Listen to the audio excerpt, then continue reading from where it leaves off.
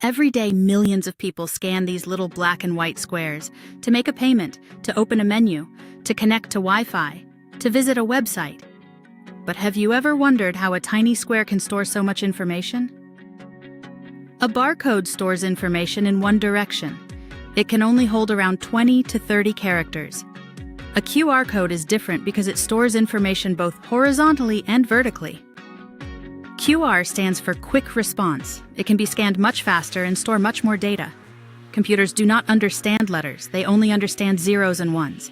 So your text, website, phone number, or Wi-Fi password is converted into a long stream of binary digits. For example, the word hello becomes a series of 8-bit binary values. These zeros and ones become the information that goes inside the QR code. A QR code is made of hundreds of tiny squares called modules. Think of them like tiny light switches where black means one state and white means another. By arranging thousands of black and white modules, the QR code stores binary information. Just like Morse code uses dots and dashes, QR codes use black and white squares. Have you noticed every QR code has 3 large square markers in the corners? They are called finder patterns, and they help orientation. The finder patterns tell your phone which way is up, so the code can be read at any rotation. When you point your camera at a QR code, your phone first takes a picture. Then it finds the 3 corner squares and aligns the grid. Next, it divides the QR code into tiny boxes and checks each one. It converts those boxes back into zeros and ones.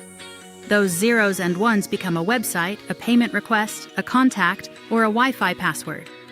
All of this happens in less than a second. QR codes include extra backup information called error correction. Even if parts are damaged, your phone can reconstruct the missing data.